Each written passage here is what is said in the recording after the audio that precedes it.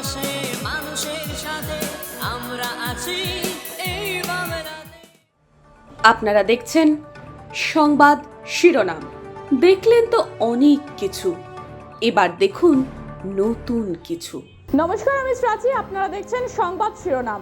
দেশ জুড়ে চলছে 2024 লোকসভা নির্বাচন। ইতিমধ্যেই পঞ্চম দফার নির্বাচনী প্রক্রিয়া শেষ। রাজ্যে এখনো বাকি দুটি দফার নির্বাচন। আগামী 4 জুন হতে চলেছে ভোট গণনা। কার দখলে দিল্লি, সেই দিকেই তাকিয়ে আম জনতা। আর মাত্র কয়েকটা ঘন্টার অপেক্ষা, তারপরেই শুরু হতে চলেছে ষষ্ঠ দফার নির্বাচন। মোট 8টি কেন্দ্রে হতে চলেছে এই নির্বাচন, যার মধ্যে হাই ভোল্টেজ লড়াই হতে পারে বাঁকুড়ার বিষ্ণুপুর লোকসভা কেন্দ্রে। 2019 সালের লোকসভা নির্বাচনে 6,57,019টি ভোট পেয়ে জয়ী হয়েছিলেন সৌমিত্র খাঁ। এবারেও তাকেই প্রার্থী করেছে বিজেপি। অন্যদিকে সৌমিত্রর প্রধান প্রতিপক্ষ হয়েছেন তারই প্রাক্তন স্ত্রী সুজাতা মণ্ডল। তৃণমূলের টিকিটে লড়ছেন তিনি। মন্দির নগরীতে জমে উঠেছে প্রাক্তন দম্পতির নির্বাচনী লড়াই। টেরাকোটার নিপুণ কারুকার্য ও মন্দিরে মন্দিরে ছয়লাভ গোটা শহর, তাই স্বাভাবিকভাবেই খ্যাত মন্দির নগরী হিসেবেই। বাংলা শিল্প এবং সংস্কৃতির অন্যতম পীঠস্থান এই এলাকা। জঙ্গলমহলের অন্যতম জেলা বাঁকুড়ার 2 লোকসভা কেন্দ্রের মধ্যে একটি এই বিষ্ণুপুর। আগামী 25শে মে ষষ্ঠ দফার নির্বাচনে ভোট গ্রহণ হতে চলেছে এই বিষ্ণুপুর লোকসভা কেন্দ্রেই। আসন্ন লোকসভা নির্বাচনে এক বিন্দু জমি ছাড়তে রাজি নয় একে অপরের প্রতিপক্ষরা। এই বছর প্রথম থেকেই বিশেষভাবে নজরে ছিল এই বিষ্ণুপুর লোকসভা কেন্দ্র, কারণ একদিকে বিষ্ণুপুরে যেমন লড়াইতে রয়েছেন ওই কেন্দ্রেরই বিদায়ী সাংসদ সৌমিত্র খাঁ, অন্যদিকে তেমনই সৌমিত্রর বিপক্ষে লড়ছেন তার প্রাক্তন স্ত্রী সুজাতা মণ্ডল।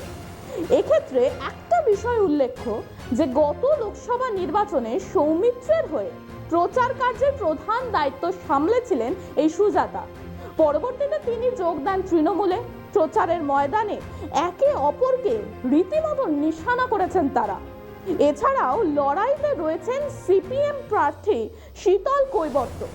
সিপিএম প্রার্থীকে আবার সমর্থন দিচ্ছে কিন্তু কংগ্রেস। প্রসঙ্গত কিছু কথা বলে রাখা ভালো যে এই বিষ্ণুপুর লোকসভা কেন্দ্রটি তপশিলি জাতির জন্য সংরক্ষিত। বাঁকুড়া জেলার অন্দা, বড়জোড়া, বিষ্ণুপুর, কোতলপুর, সোনামুখী, ইন্দাস ও পূর্ব বর্ধমান জেলার খণ্ডঘোষ বিধানসভা নিয়ে গঠিত এই লোকসভা কেন্দ্রটি। গত লোকসভা নির্বাচনে 6,57,019টি ভোট পেয়ে জয়ী হয়েছিলেন সৌমিত্র। যদিও 2021 সালের বিধানসভা নির্বাচনের ফলে অবশ্য কিন্তু অনেকটা পরিবর্তন দেখা দিয়েছে। বর্তমান বিষ্ণুপুর লোকসভা কেন্দ্রের অন্তর্গত বড়জোড়া, বিষ্ণুপুর, কোতুলপুর ও খণ্ডঘোষ রয়েছেন তৃণমূলের দখলে। আর বাকি 3টি বিধানসভা নিজেদের দখলে রাখতে পেরেছে কিন্তু বিজেপি। স্থানীয়দের একটা অংশের অভিযোগ যে বিষ্ণুপুরে দ্বারিকা ও বড়জোড়াতে বিভিন্ন কলকারখানা গড়ে উঠলেও বর্তমানে অনেকগুলোই প্রায় বন্ধ হয়ে পড়েছে। তাই সেইগুলি তার ফলে কর্মহীন হয়ে পড়েছে বহু মানুষ।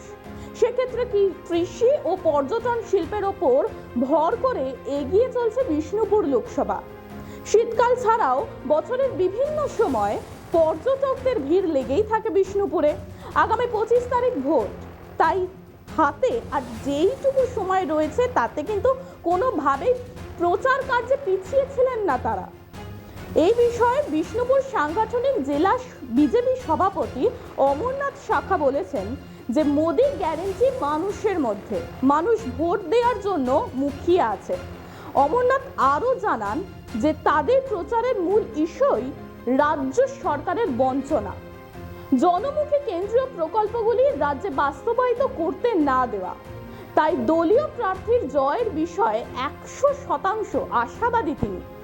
এদিকে তৃণমূলের বিষ্ণুপুর সাংগঠনিক জেলার চেয়ারম্যান আলোক মুখোপাধ্যায়ও বলেছেন যে মমতা বন্দ্যোপাধ্যায় মহিলাদের সম্মান এবং লক্ষ্মীর ভাণ্ডার দিচ্ছেন। অন্যদিকে রাজনৈতিক দলগুলি প্রতিশ্রুতি রক্ষা করেনি। বিজেপির সাংসদকে 7টি বিধানসভায় দেখাই যায়নি, কিন্তু মমতা বন্দ্যোপাধ্যায়ের উন্নয়ন বাড়ি বাড়ি পৌঁছে গিয়েছে। তাই বাঁকুড়া জেলার 2টি আসনে মমতা বন্দ্যোপাধ্যায়ের হাতেই তুলে দেবে সাধারণ মানুষ। যদিও এবার সমীক্ষা বলছে যে সম্ভাব্য জয়ী হতে পারেন সৌমিত্র খাঁ। যদিও দাবি পাল্টা দাবির মাঝে বিষ্ণুপুরবাসী বা বিষ্ণুপুর লোকসভার মানুষজন কি আশীর্বাদ দেবেন বা কাকে আশীর্বাদ দেবেন এখন সেটাই দেখার পালা, যার ফলাফল অবশ্যই জানা যাবে আগামী 4 জুন। মানুষের পাশে মানুষের সাথে আমরা আছি এই বাংলাতে। আপনারা দেখছেন সংবাদ শিরোনাম। দেখলেন তো অনেক কিছু, এবার দেখুন নতুন কিছু।